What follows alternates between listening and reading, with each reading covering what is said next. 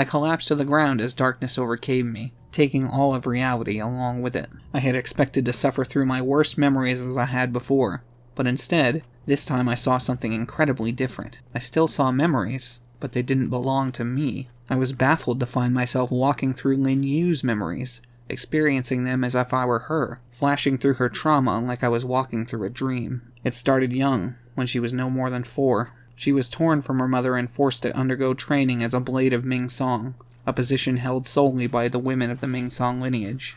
Her teachers taught her an incredibly violent style of swordplay and did not hold back on physical discipline, sometimes beating the poor girl within an inch of her life. Whenever she behaved poorly, Lin Yu was beaten with whips or flails, and she quickly learned not to disobey her family. When she was 8, she was forced to be branded with a symbol of eternal loyalty to her family. The mark was literally burned into the center of her back by a hot branding iron, marking her as a warrior of her family name. Although I couldn't read Chinese, she could, so I was able to learn its meaning through her own understanding of it. The marking was of her family crest and read, "Achieve power, achieve immortality." Liu and Lin Yu had once had another older sister, Lei Jing. Lin Yu had looked up to her all her life, but she had to watch her die when she was 12 years old at the hands of Sun Wukong. She had been leading an attack on Sun's family, and they managed to kill his wife and son.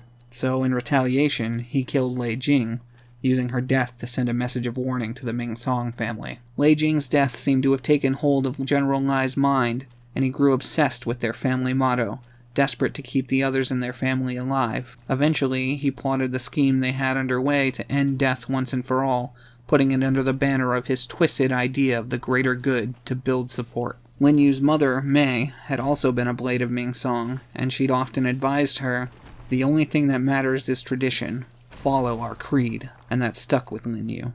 The death of Lei Jing had also been very hard on Lin Yu's mother, and she died of grief a year or 2 later, having never recovered from her depressive state.